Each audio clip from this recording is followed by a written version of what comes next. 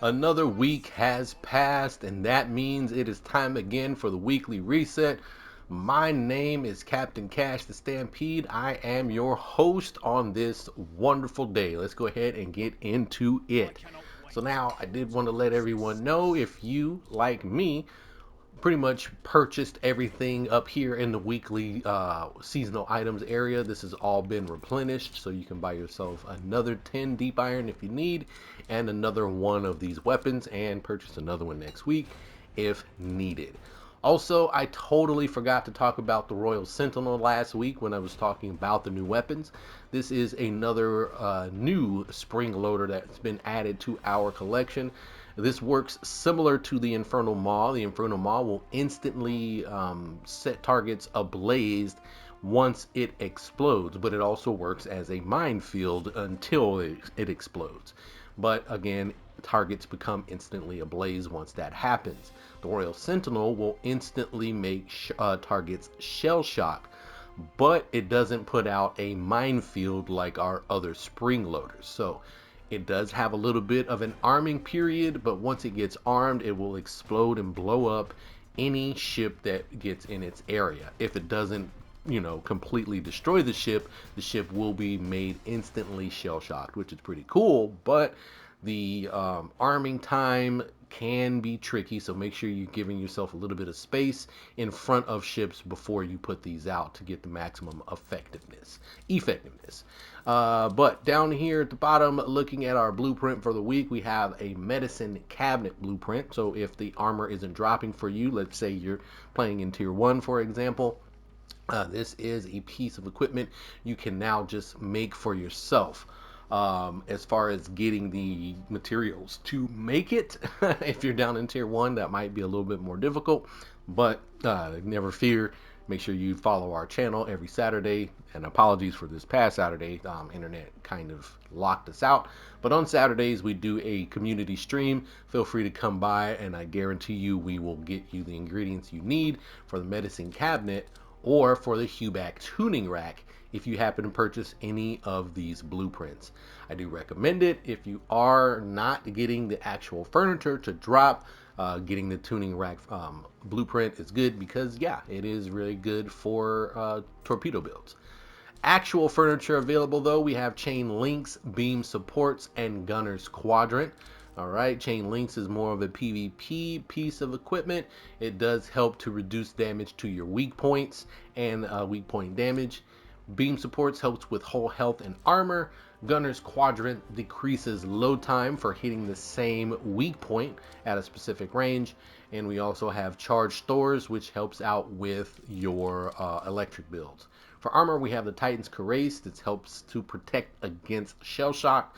A mortal vessel, this will just protect you if you get almost killed. I think you get down to like 1 or 5 health or something like that, and then this will kick in and protect you for 5 seconds. Can happen every 180 seconds, but I will be honest, in tier 2 I have been killed well within that 180 second cooldown, so use this one with a little bit of caution, I guess is what I'm trying to say.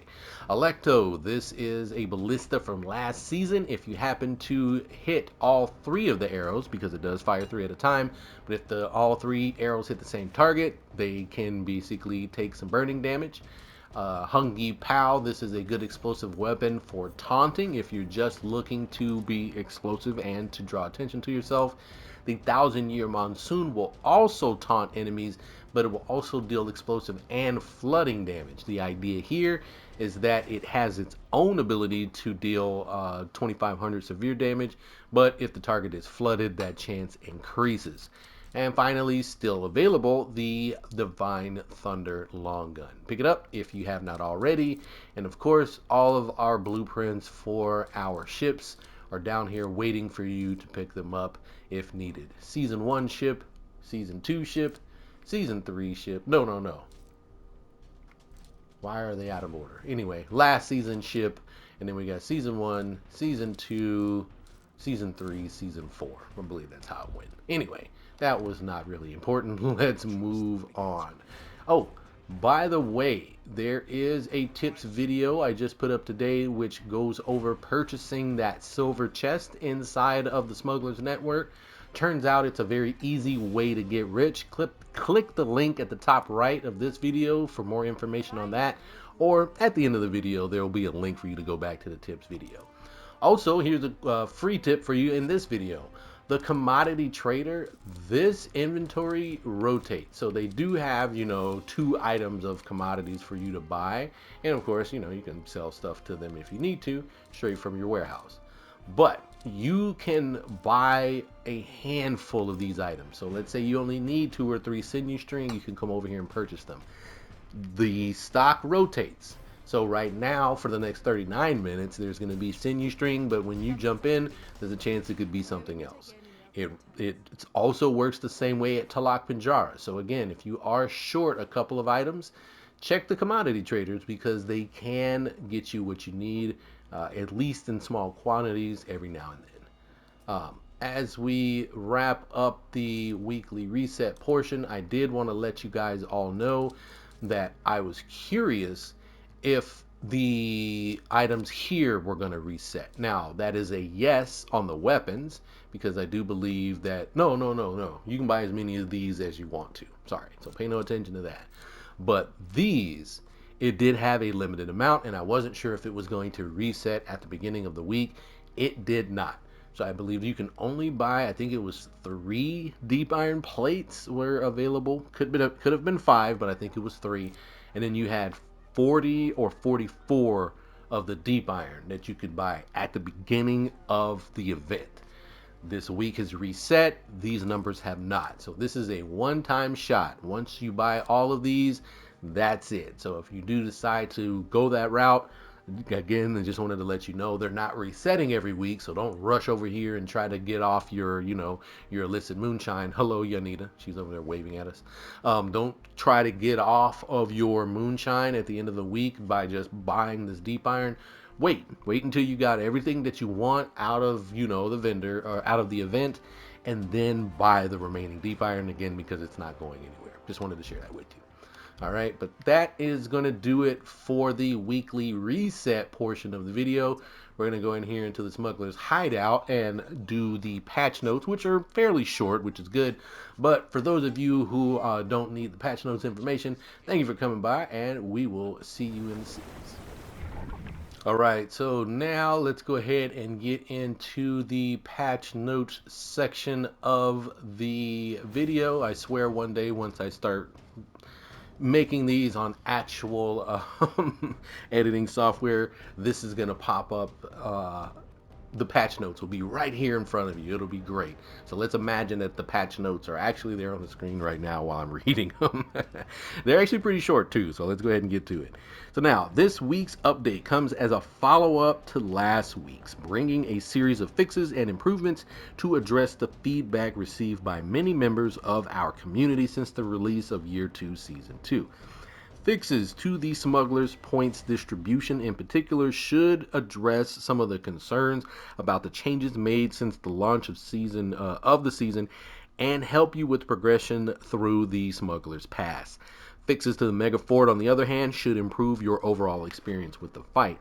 And last but not least, fixes to the bounty will give you more avenues to obtain guild marks, and will fully remove Kupfer bars from the list of items that can be obtained from the game. Alright, so that's good news, because unfortunately, in some instances where you should have been getting guild marks, you were getting Kupfer bars. So you'll hear me read that again in a second, but I did just want to kind of point that out. For balancing updates on Mega Fort Woven Hole, they have improved the rewards of the Ascended Weapon Cache. They've also removed common and uncommon weapons from the pool of possible weapons, and now only rare or epic Ascended weapons will be obtained from the cache, which is good because it was weird to get some basic stuff out of that chest. Fixes and improvements. We have the Smuggler's Pass. Again, they fixed an issue with multiple activities not granting the correct amount of Smuggler's points. Again, as I just mentioned, I can't currently put the article up on the screen for you, but there will be a link in the descriptions, because there's going to be an image that shows out how the points used to pay out according to what they believe what was going on and how they're going to be paying out going forward. All right, now this fix was communicated in the previous set of patch notes, And the updated intended values will take effect from this patch. So while we did see a lot more guild marks coming our way and a lot more smugglers points going into our pass last week, these changes that they are implementing to get you more rewards, that will happen this week. Again, link in the description if you want to see which events are being affected and how much the point rate is changing. Let's see. All right, fixed an issue where the tier 17 of the Gunner Master track issued a repeated reward for the Drowned Sea Dogs crew skin. To ensure that all players do actually receive the correct entitlements, the Calypso Curse crew skin will be delivered in the in-game mailbox to all players who purchased the Year 2 Season 2 Smugglers Premium Smugglers Pass, the premium route, before July 29th, which is today. All right. Right? Yeah. Which is today. The item will be available to claim starting August 5th. So, anyone who buys this Smuggler's Pass, the premium pass, if you buy it as of today, going forward, you're good. But if you buy it after today, after the day that this video launches, if you buy it on the 30th, that will not work for you. You should be essentially, the issue should be fixed, so you should be able to get it out of your Smuggler's Pass normally. But for those of you who did not get the correct reward, you should be seeing it in the mailbox as of August 5th. All right. Limited time event, the Moonshine Larceny actually had an issue where the board the ship's event UI said that you needed to board 30, 60, or 100 ships to get through the actual quest. Technically, you only need to do 5, 15, and 30. So that will be updated as well. Potentially, it'll work retroactively, and you may just jump on. If you've already hit like the 30 mark, you'll just jump on today, and that quest will be completed.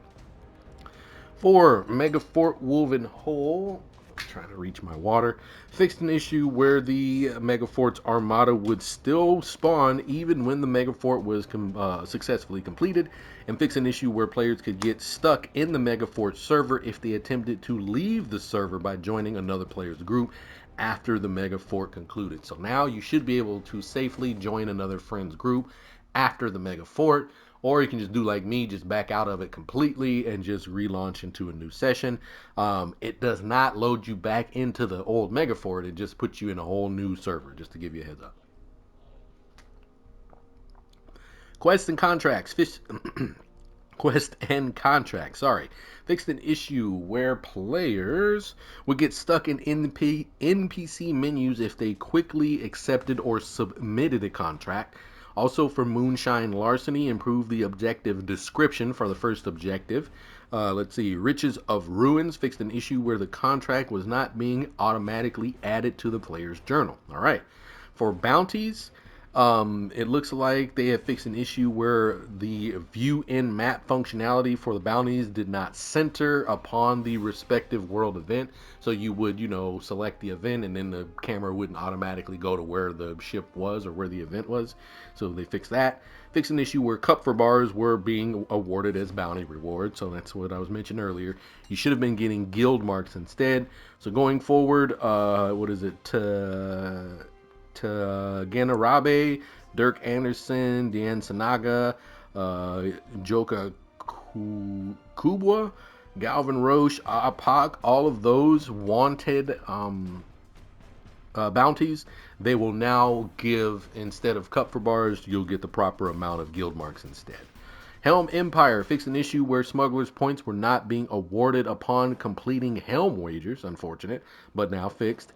Equipment fixed an issue where the Leopold 3 from Ascended chest had incorrect stats. Now this actually happened to me. I opened up an Ascended cache from Wolvenhole, and I got a Leopold 3 that should have been Ascended, but it wasn't. But it had incorrect stats on it.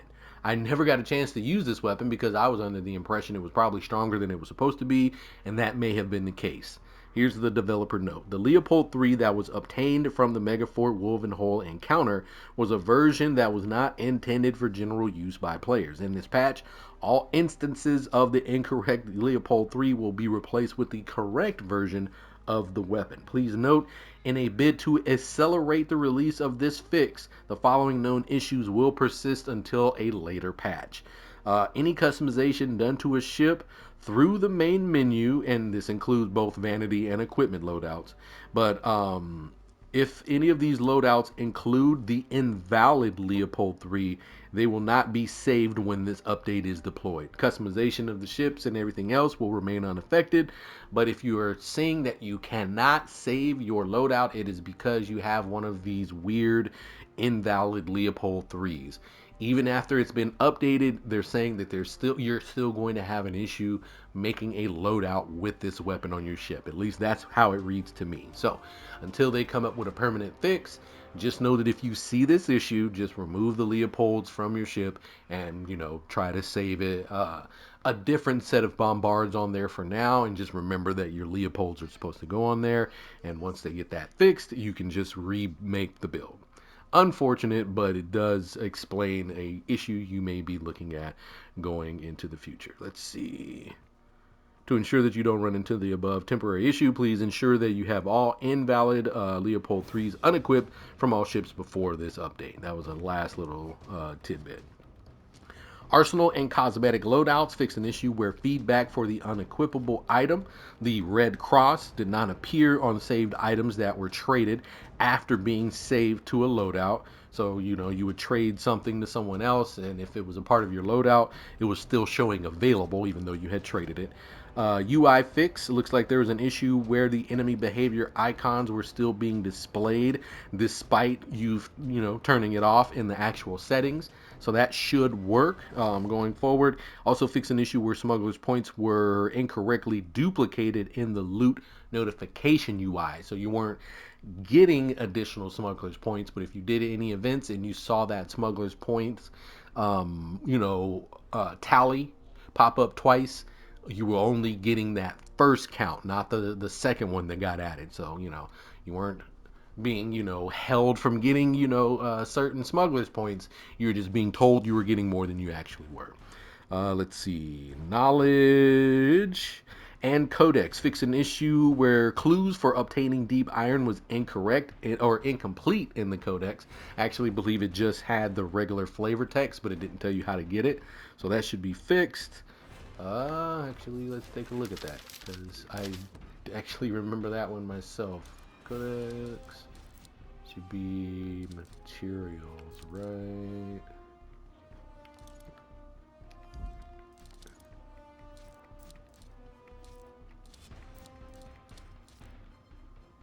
Oh, yeah. So before it just said required for crafting upgraded ships and crafting equipment. That was it.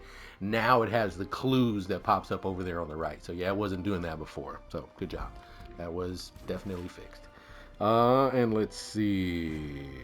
Stability, improve stability, client and server stability as well. Again, that is subjective to you and how you play that game.